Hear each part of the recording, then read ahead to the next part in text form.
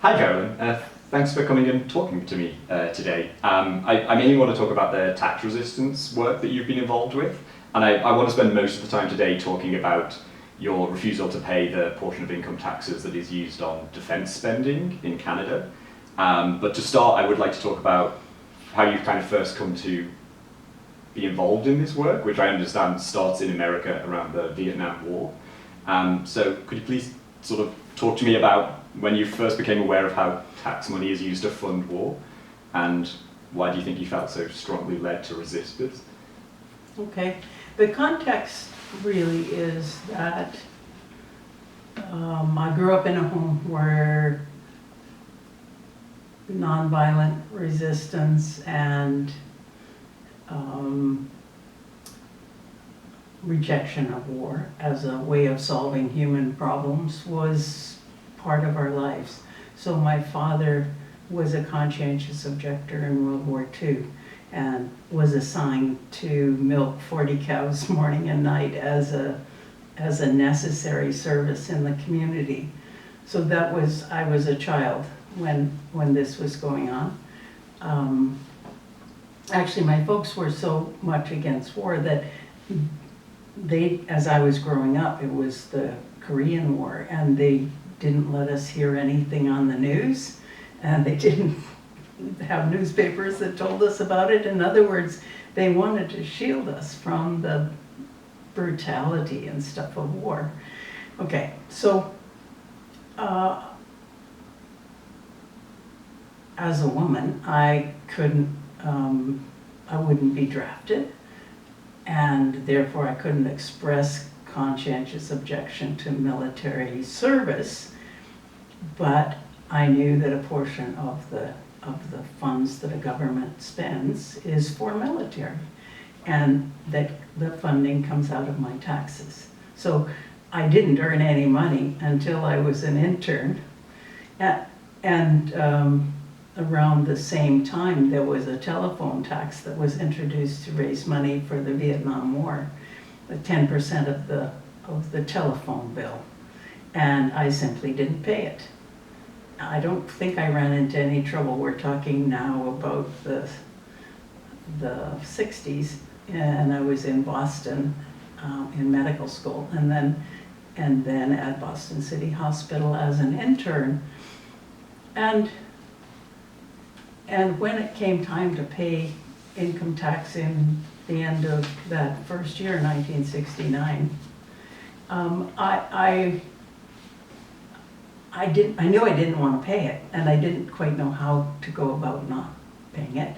So I don't know if I figured it out on my own or there was someone else who was also concerned about it, but what I did was to put down that I had more dependents than I actually did on the form, and I did all the math correctly, and the money that I didn't pay in taxes I donated to a peace cause. I can't remember what now, and I kept doing that.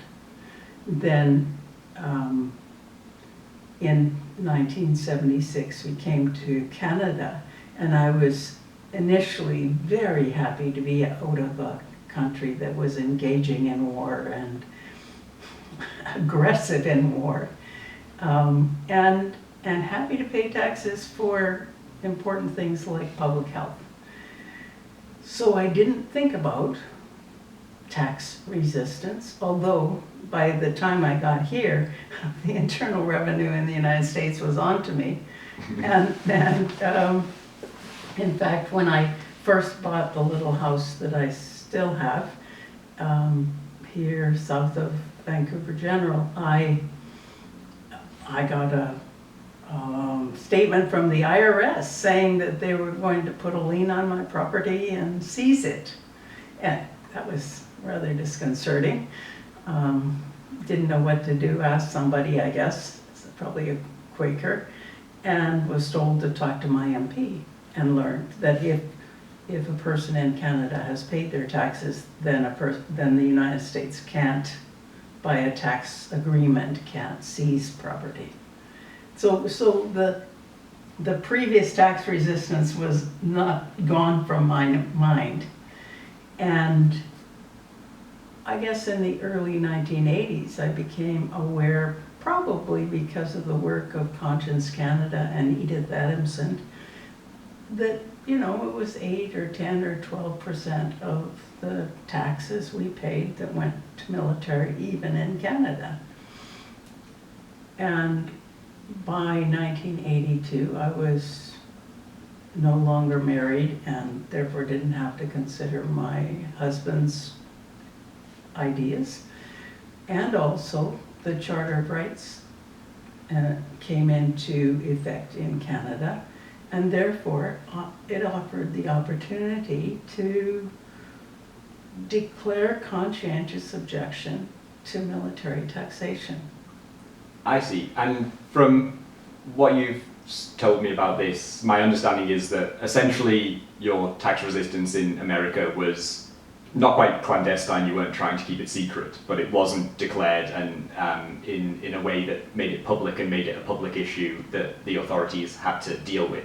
That changes when you come to Canada, because you decide to declare that you're withholding a certain amount of taxes and then take this through the court system. Mm-hmm. I was wondering if you could tell me how you came to that decision and what were the organizations and people that kind of moved you to do that, or who were important in that decision.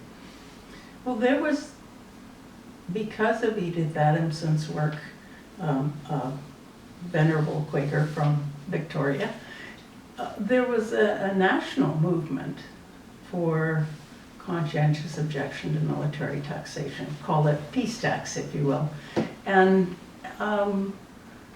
basically there were Mennonites, there were Doukhobors, there were other religious faiths, and there were people who would do it out of conscience rather than out of religious expression. Quakers were the lead in it, but it was definitely a national movement. And I was keen to be part of that and thought it was a valuable thing to be doing. And several people before me had written these notice of objection to the tax court and been basically thrown out of court. And they told me not to do it because it was a waste of time. But I guess it was a leading that I just felt I needed to make this public statement, if you will. So I did the notice of objection against their advice and submitted it, and thus began the legal process. So I became the test case for, not because I wanted to, but it just happened that way. Yes, yeah. And yeah, you mentioned this word leading, which is, I think, a very important Quaker concept. And it's something you explore more in your Sunderland P. Gardner lecture. So you sort of reflected on all of this work in a 1992 lecture. And there's a pamphlet based on that called I Feel the Winds of God Today. I Feel the Winds of God Today. And you actually give a couple of tests of how to know when you have a leading. And there's one in particular that sort of I was quite interested in that I wanted to talk a little bit more about. You say in I Feel the Winds of God Today, the second test of a leading is that your concern doesn't go away. It nags, it recurs, it pesters. I believe that often the turmoil becomes a low-grade stimulus to others' experiences and training that are necessary before you'll be ready to fulfill your leading. And I was quite interested in the idea of it nagging and pestering, and I was wondering, how does that nagging and pestering, how is that playing out in the sort of, when you move to Canada and then you become aware sort of Canada's involvement with defence spending, essentially war spending, and what was that process like that leads you up to ultimately deciding to make this declaration and take this through the courts? It's hard to explain to people who haven't had the experience of something like a leading, but it is, it's really something you can't ignore. It just keeps coming up front and center. And you can try hard to not do it or whatever, but it just keeps coming back.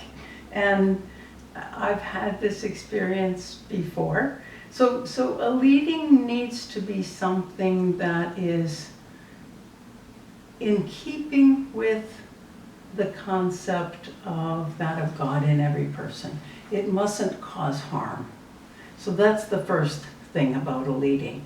And often Quakers will take it to a committee of care and ask the committee of care for guidance. The second thing, as you mentioned, is that it's persistent, and it really is impossible to ignore. I think once you follow that leading, then there's an amazing sense of, I'm on the right track. This is where I should be. I'm headed in the right direction. I'm calm. I'm confident. A kind of a humble confidence, as the Bible says at any rate, something humble and confidence. Anyway, and the final one is that out of that comes a greater good. That you accomplish something that is bigger than you. And yeah, so I've felt that about the peace tax, but also in my work, I feel led to do the research that's giving proper, accurate information about women's menstrual cycles and ovulation, and to make the discoveries about the role of ovulation and progesterone something that belongs to every woman and that changes how she's understood and treated. So I'm still in the midst of following a leading at 82 and retired. Yes, I wanted to get into this. So in 1982, you make the decision to begin withholding taxes, and this, I understand it, sort of almost instantly kicks off a legal process. You submit a declaration that you're withholding taxes for a given reason, and then your legal proceedings start against you. Ultimately, this ends up in a tax court case that's where a decision is given in 1987, and you're ruled against. You then try to appeal this to higher courts. I think in 1988, the Federal Court of Canada denies appeal. There's a Federal Court appeal decision given in 1989. And then ultimately it goes to the Supreme Court, which also refuses to take up the case. Yeah. And the UN Human Rights Committee also refuses to take up the case. So as it stands at the moment, the only time that this case has been heard is in a tax court. I wondered what you make of that legal process. It's totally wrong, because as a test case for the Charter of Rights and Freedoms, it needs to be heard in a general court, and it needs to be considered in its broadest context, in the context of conscientious objection to military service. It is equally earnest and legitimate, and the issue is not resolved yet in Canada, even though there's a members, a backbenchers bill that keeps coming up eventually in the House of Commons, asking for this to become law. So I had at the time one of the very best people as the lawyer working with me, Thomas Berger, who was a very strong justice advocate, worked with First Nations peoples, and I had to say to him, look, law is your life. You believe that what the courts say is what you must do, but I don't believe this is right. Right, and I think this brings us to the concept of freedom of conscience, which is both in the UN Declaration of Human Rights and it's in the Canadian Constitution, the Charter of Freedoms. I think freedom of conscience is something that people haven't given a lot of thought to. When we contrast it with freedom of belief, we seem to have a pretty good understanding of what freedom of belief means. And there's a lot of case law around this even. Freedom of conscience, which I take to be the freedom to actually act on your belief. There's just a lot less of this in sort of legal proceedings, it seems like. And even in just kind of thinking about human freedom. The Wikipedia article for freedom of belief is pages and pages long. The Wikipedia article for freedom of conscience is tiny, it's just a little stub. So it seems to me we've never worked out the consequences of freedom of conscience. There's concern because someone who is acting on conscience is generally someone who is strong in a quiet and absolutely powerful way. It's Martin Luther said, "Here I stand, I can do no other." It's a very powerful thing, and especially it has power if it's a community. And I definitely would not have been able to become the face of the peace tax resistance or military tax resistance without the surrounding of supporters in the meeting, others who also followed the same leading that I did. But broader than that, people across the country. So it wasn't just me. And I definitely couldn't have done it by myself. And I mean, since it was the one time that this was heard in a court of law, I would like to address something that I know came up in the tax court case against you, was this part from, it's a story that's in, I think, Mark and Matthew and also in Luke. It's the famous Jesus saying, "Render unto Caesar what is Caesar, and render unto God what is God's." This was used against you, essentially, as an argument that you should pay these taxes on the instruction of Jesus. Would you like to go into a little bit of exegesis about that particular bit of the gospel? Because it seems that it is used quite often in cases where people Christians are refusing to pay taxes, and it seems to me to be a complete misinterpretation of that passage.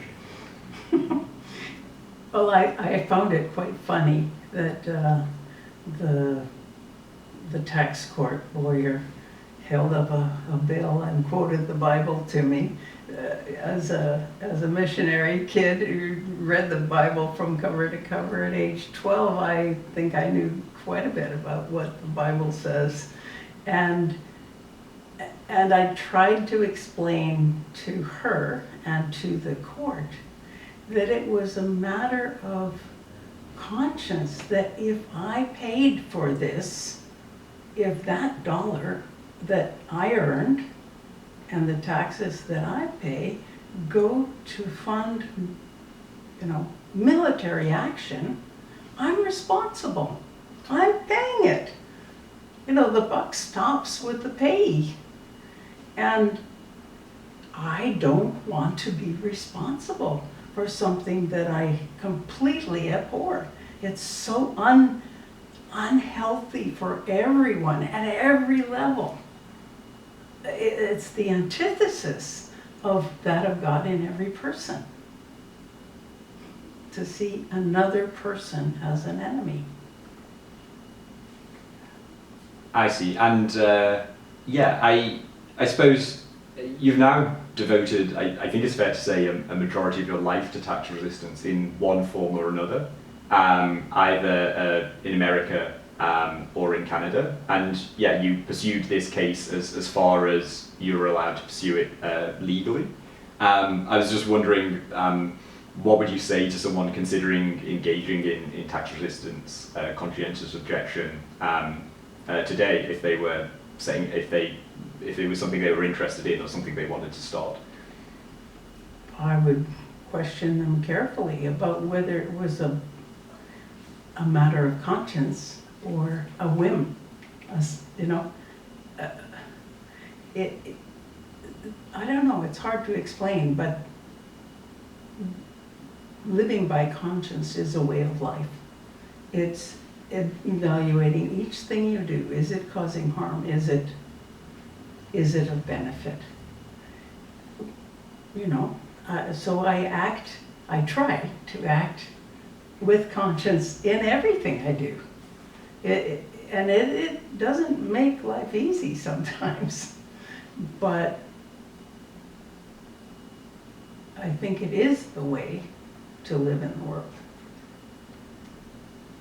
And reflecting on your own experiences, what do you think were sort of some of the missteps you made, and what do you think were some of the strategically kind of cleverest things that you did? Well, I tried hard to get the university to not withhold my taxes, because as an employee, as an academic, they withhold the taxes first, and then, so you really don't have a choice to withhold taxes. They've already done it for you.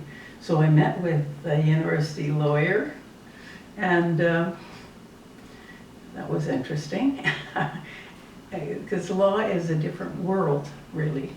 And law is also still a very masculine world, as I experienced actually in the court, in the various courts. But that was unsuccessful. I got a very, dry and curt and formal denial, etc. They were legally bound to do this by the government, etc. And after the unsuccessful tax cases, I tried to prevent them from garnishing my wages, which is what they did. I was each time, once Conscience Canada set up a peace tax trust fund, and the government couldn't seize from a multi-individual fund like they could seize from an individual's bank account. So I would put the portion that I was withholding into this peace trust fund. And, but then they would take that portion out of my wages. So that was pretty difficult. And that went on for some time. In 1994, I grew up on the water, and I sort of have this sense of being home when I'm near the ocean. And I always wanted, after I lived in Vancouver, to get someplace that was on the water. And I couldn't find one, but anyway, eventually we found one. So the down payment for that acre of land came from money that had already been taken from my wages that was in the Peace Tax Trust Fund. It was interesting how life works out. Anyway, when I was trying to prevent them from getting my wages, I would go to the bank as soon as the wages came in and have them put it into, well, pay all my bills and have them put the rest of it into traveler's checks, trying to prevent them from taking it. It was ridiculous. I see, right. And it sort of didn't, my understanding is that this didn't really work as a strategy. No, it didn't anyway. work. Yeah. It didn't work, and I was a single parent and had 2 kids, and it was difficult. And it was silly. That part was really silly, because I had been told no. So what I've been doing in the last many years is giving sufficient amounts of taxable donations that I figure I've reduced the amount I have to pay for military. I see. And this is a totally unfair question, but do you have any regrets about how you, other than these tactical things, do you think that perhaps do you ever think you perhaps shouldn't have started on this path at all, or? Not at all. It would never occur to me. It was the right thing to do. It was hard. It was not not a free choice really, because it rises out of who I am and what I'm about and what I believe. And it's fundamentally related to being a Quaker as well. Yes, and I think actually just it's in the news at the moment that Canada is going to increase its military spending to meet a completely arbitrary NATO goal that a country must spend a certain percent of its money on military spending. So I think this has been a live issue throughout the whole of the 20th century and will just continue to be in the 21st century. The idea that a country that has only borders one other country, is separated from its enemies by a North Pole and 2 oceans, is going to dedicate billions of spending over the next couple of years on what is, to me, essentially a white elephant. Military spending is kind of the biggest white elephant that there is. And of course, once you have these tools, you start looking for reasons to use them. Yes, and in today's world, our military is so closely tied with the United States, and I don't want us to be associated with the United States in military or in any other way. No, we now have a completely ridiculous situation where the United States has at least professes a claim to want to annex us. Yeah. A country that we're in a nominal alliance with. I mean, it's just, I don't know when we're going to realise that. It's obscene. Yes, you can't shoot your way to security or to peace. No. So I don't regret any of it. I sometimes am surprised today when people remember that that's what I did. And I also have a feeling that they sort of worry about what else I'm going to do.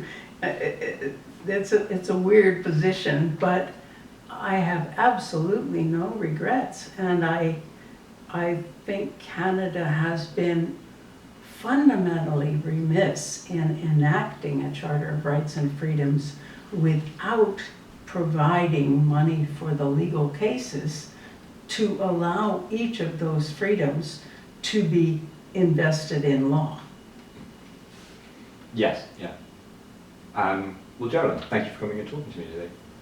Thank you.